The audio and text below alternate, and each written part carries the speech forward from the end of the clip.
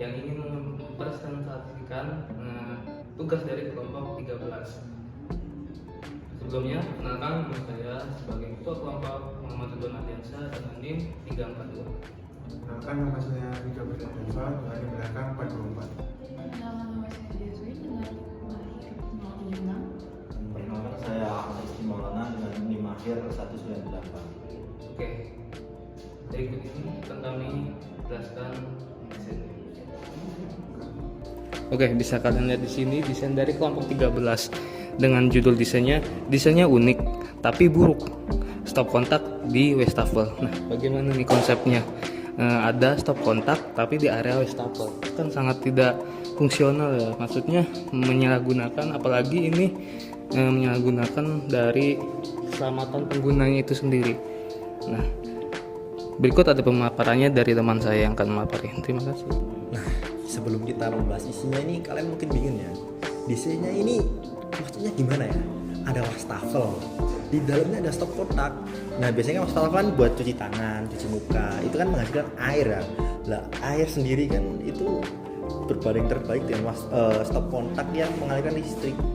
Nah, dari segi usability, desain tersebut itu sangat kurang berguna jika digabung dalam satu desain gitu. Jadi kalau ada wastafel sama stop kontak di dalam satu desain jelas sangat membahayakan pengguna sekali. Terus dalam segi estetika sebenarnya sudah bagus, kontras antara warna putih, hitam dan coklat itu sangat klasik sekali. Tapi kalau ditambahin stop kontak di dalam wastafelnya kan sangat membahayakan pengguna sekali sih. Nah, desain ini juga sangat unik ya. Mungkin dia awalnya mau niru kayak di Jepang gitu, ada wastafel sama tempat naruh HP. Jadi kan sangat menarik kan, sangat modern sekali. Tapi mungkin ini gagal ya, karena mungkin pas bikin desainnya dia tuh mampu.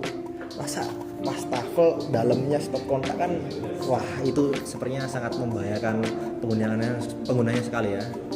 Mungkin poin selanjutnya akan dijelaskan oleh teman saya saja. Oke, di sini saya akan melanjutkan untuk analisis desainnya. Jadi di sini tuh ada poin safety sama instability-nya ya.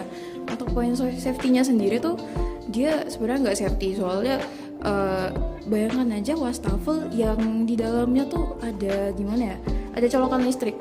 Kan biasanya kalau misalkan wastafel itu pada umumnya kan biasanya kadang menampung air ya, yang banyak buat membilas ini ya, apa sih, cucian yang kotor. Tapi kalau misalkan kayak gini kan jadinya, kalau misalkan ada gimana ya, stop kontak yang biasanya terkena air dikit aja tuh kadang tuh dia bisa bikin apa sih, kita kesetrum gitu loh. Apalagi yang ini tuh wah anjrit, mati sih.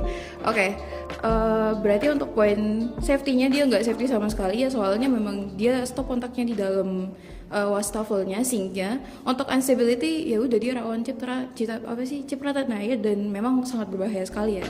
Oke, mungkin hanya itu saja.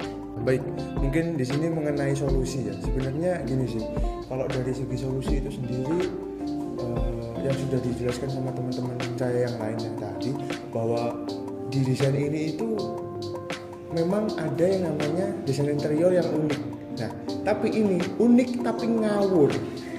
Karena balik lagi teman-teman, masa bisa dipikir secara logika sih bahwa ada stop kontak yang ada di dalam sebuah wastafel? Itu sangat berbahaya sekali. Lalu untuk solusi itu tadi sebenarnya yang pertama adalah dipindahkan untuk dari segi wastafelnya, atau mungkin dipindahkan untuk stop kontaknya. Nah, karena yang pertama itu sudah pasti membahayakan banget. Lalu yang kedua ya bisa terjadi mungkin kebakaran atau bahkan sampai kesetrum dan yang lain-lain. Lalu untuk yang kedua mungkin kalau misalnya ingin ada stop kontak di dekat wastafel, itu mungkin agak sedikit dipisah atau bahkan di atasnya lah, atau bahkan dipisah secara jarak, agar supaya ketika nanti kita sedang mencuci piring atau bahkan mencuci tangan, itu tidak terjadi yang namanya korsleting atau bahkan sampai membahayakan si kitanya sebagai pengguna. Lalu dari segi mungkin saya akan langsung masuk ke bagian kesimpulannya.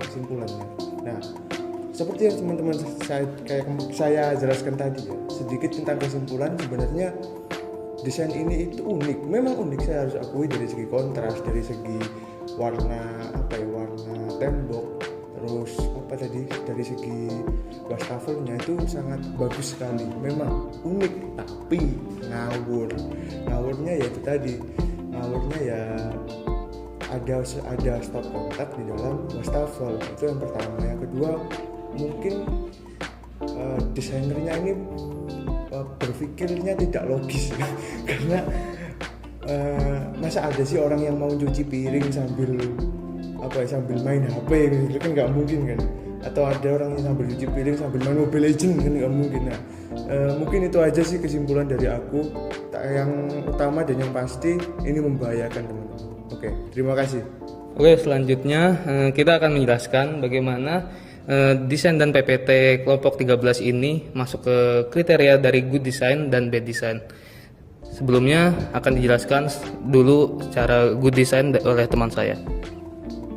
Nah, oke, baik. Di sini saya akan menjelaskan kenapa PPT dari kelompok 11 ini itu kelompok 11 ya? 13. Sorry, kelompok 13 ini itu good design. Nah, yang pertama itu karena elemen-elemen yang ada di PPT ini itu tidak alay atau tidak terlalu banyak. Ya, itu yang pertama. Yang kedua, dari segi tulisannya ini tuh cukup jelas karena menggunakan font berwarna putih. Dan juga dari nggak nabrak gitu loh antara background dan juga warna dari font. Lalu untuk fontnya juga, untuk materi dari fontnya itu nggak terlalu banyak tulisan dan lebih menonjolkan gambar, yang mana gambarnya juga sesuai dari desain PPT ataupun desain gambar yang dari PPT ini. Mungkin cukup itu ya untuk dari sisi good design. Selanjutnya dari bad design-nya akan dijelaskan oleh teman saya. Oke, permisi. Saya lanjut untuk bad design-nya. Mungkin untuk bad design sih sebenarnya di sini nggak terlalu banyak ya, karena yang saya komentari di sini hanya bagian gambarnya saja sama background dari PPT-nya. Justru itu yang nggak masuk sama sekali, soalnya kurang ya. Lihat saja kalau bisa kalian lihat di sini kalau semisalkan dari warna gambar yang wastafelnya, dia untuk temboknya sendiri tuh dia orange ya. Dan kalau misalkan mau dibalancing sama yang background PPT-nya, justru dia nggak masuk sama sekali ya, karena ya ungu sama orange gitu ya, nggak banget gitu. Tapi kalau misalkan mungkin untuk dari warna putih ya oke lah, tapi untuk di situ nggak sama sekali. Ya itu mungkin untuk bad design-nya. Kita lanjut untuk kriterianya yang akan disampaikan oleh teman saya. Oke, di sini saya hanya akan mengomentari contoh gambar bad design yang diambil oleh kelompok 13. Nah, kenapa ini masuk dalam kriteria bad design? Karena di situ desainnya kan ada wastafel sama di dalamnya ada stop kontak. Nah, itu sebenarnya yang mendesain itu sangat tidak memperhatikan keselamatan pengguna karena bisa sangat membahayakan. Karena jika airnya itu dengan listrik, maka kita bisa kesetrum dan akibat terburuknya kita bisa meninggal ataupun terluka berat itu. Untuk poin selanjutnya akan dijelaskan oleh teman saya. Oke, ini masih di bad design ya. Ini masuk ke kriteria yang terakhir, yaitu sulit dipahami dan digunakan. Jelas, desain yang tadi itu sangat sulit dipahami. Kenapa? Masa ada colokan di dalam wastafel? Itu sangat tidak fungsional dan saling bertabrakan lah, terutama untuk penggunaan ya kan. Karena itu sangat-sangat berbahaya. Nah, kemudian sulit untuk digunakan. Jelas. Gimana caranya kita pakai wastafel atau colokan tapi secara berbarengan? Itu kan sangat tidak berkesinambungan ya. Maksudnya kita mau nyolok nih, ngecas HP tapi airnya nyala. Nah, itu bisa jadi konsleting, terus bisa membahayakan penggunanya itu sendiri.